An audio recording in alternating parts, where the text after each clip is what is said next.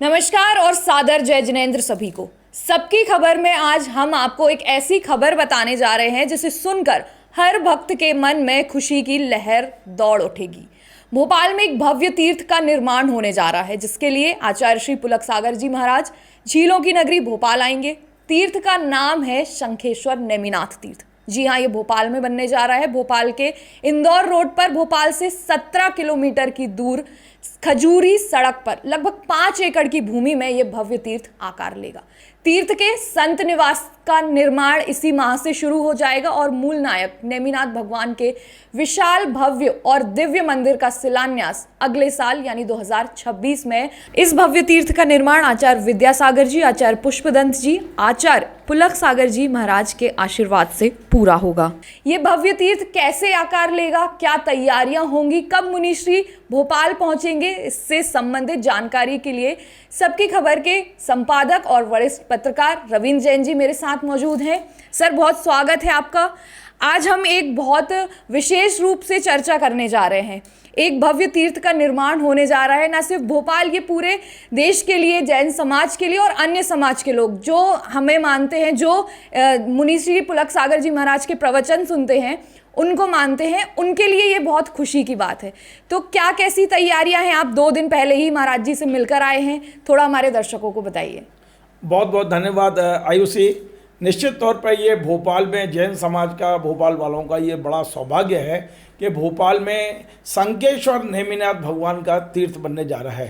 शंखेश्वर नेमिनाथ क्यों? सबसे पहला सवाल, क्योंकि हमने शंखेश्वर पार्श्वनाथ तो सुने हैं, लेकिन शंखेश्वर नेमिनाथ क्यों? इसलिए कि इस तीर्थ का नामकरण स्वयं परम पूज्य आचार्य पुलक सागर जी महाराज ने उदयपुर में 3 दिन पहले जब हम प्रदीप मामा जी के साथ वहाँ पहुँचे थे तो उन्होंने इस तीर्थ का नाम रखा है शंखेश्वर नेमिनाथ।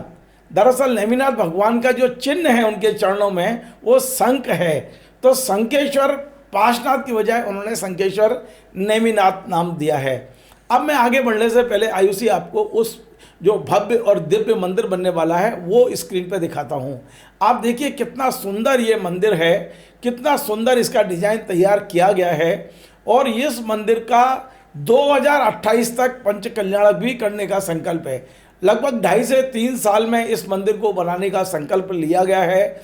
मैं आपको बताऊं, 3 दिन पहले जब मैं आचार्य पुलक सागर जी महाराज के पास गया था, प्रदीप मामा और उनका परिवार मेरे साथ था, कि नेमिनाथ भगवान का एक भव्य और दिव्य मंदिर भोपाल में बनना चाहिए। और इसकी भावना उन्होंने आचार्य पुलक सागर जी महाराज, जो उनके आराध्य हैं, जो उनके गुरु हैं, जो उनके सब कुछ हैं, उनके सामने प्रस्तुत की। और महाराज जी ने स्वीकृति प्रदान कर दी है कि अगला चतुर्मास आचार्य पुलक सागर जी महाराज भोपाल में करेंगे और निमित्त बनेगा ये तीर्थ। और मेरी जो पुलक सागर जी महाराज से चर्चा हुई है, उनका साफ कहना है कि 3 साल के अंदर किसी भी कीमत पर इस तीर्थ को तैयार करना है।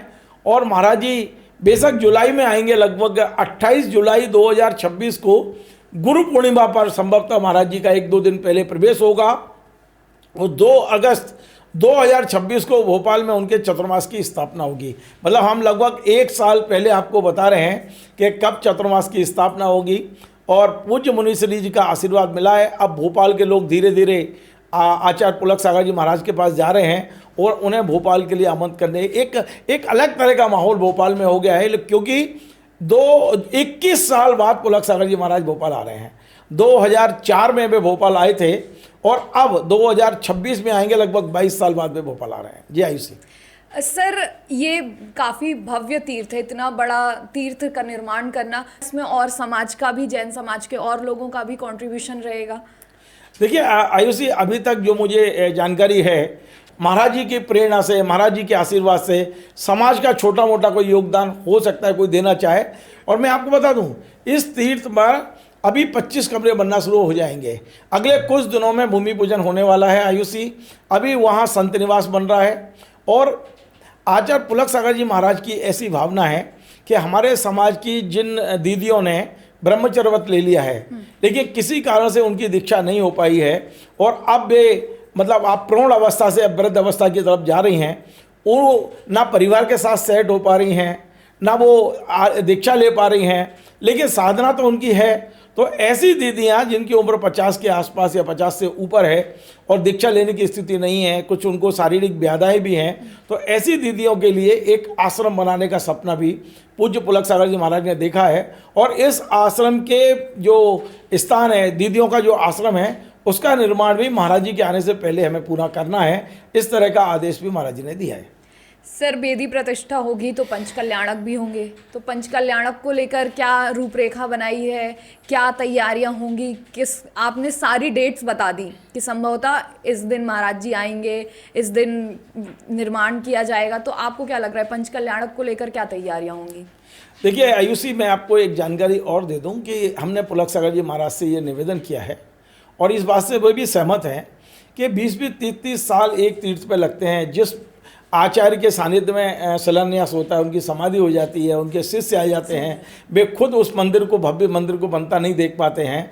ये सब चीज़ें अब पुलक सागर जी चाहते हैं कि हमें ऐसा तीर्थ नहीं बनाना जो हम अपने जीवन काल में जिसके दर्शन ना कर सकें। इसलिए ये जो मंदिर डिजाइन किया गया है और कारीगरों से जो बात की गई है, जो बनाने वाले हैं पूरी टीम की, उनको ये कहा गया है कि 3 साल के अंदर अंदर, यानी 2.5 और 3 साल के अंदर ये पूरा मंदिर बना के तैयार करना है। और हमने पुलक सागर जी महाराज से ये आग्रह किया है कि वे 2026 में जब मध्य प्रदेश यानी कि भोपाल आ जाएं तो 3 साल वे आसपास ही रहें। बेशक वो अपने जन्म स्थान पिंटरी तक चले जाएं, जबलपुर चले जाएं, आसपास चले जाएं, लेकिन जब भोपाल से मध्य प्रदेश से विदा हों, मध्य प्रदेश छोड़ें, तो इस तीर्थ का शिलान्यास ऐसे पंचकल्याण कराने के बाद ही जाएं। शिलान्यास तो जुलाई में ही हो जाएगा, जुलाई और अगस्त में शिलान्यास हो जाएगा जो भी मुहूर्त होगा।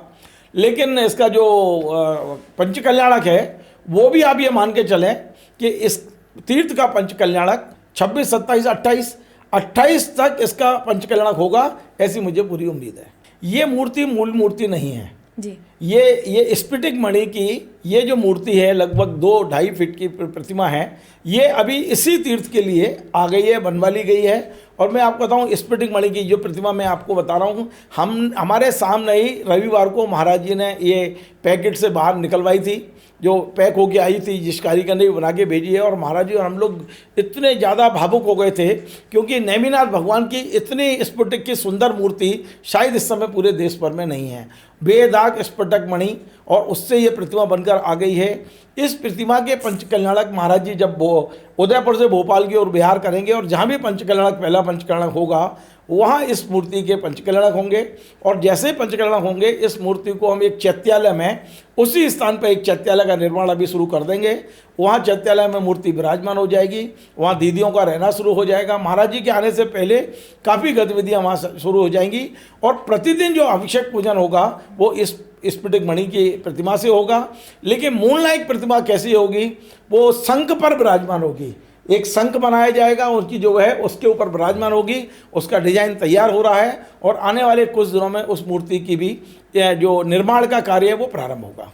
बिल्कुल, तो भोपाल में बनने जा रहा है शंखेश्वर नेमिनाथ तीर्थ, बहुत ही भव्य तीर्थ का निर्माण किया जाएगा, जिसके लिए पूरी समाज की तैयारियां भी शुरू हो चुकी हैं। फिलहाल के लिए बस इतना ही। यदि आपको हमारा ये कार्यक्रम पसंद आया हो तो जुड़े रहिए हमारे चैनल सबकी खबर के साथ। नमस्कार। Join the next be the best, Bundelkhand का सबसे विशाल और आधुनिक विश्वविद्यालय ज्ञानवीर यूनिवर्सिटी। ये सिर्फ एक यूनिवर्सिटी नहीं, ये है आपके सपनों का लॉन्च पैड। यहाँ मिले आपको smart classrooms, modern campus, updated labs और एक्सपीरियंस्ड फैकल्टी। हर स्टूडेंट को मिलता है कॉन्फिडेंस, ग्रोथ और एक ब्राइट करियर का प्रॉमिस।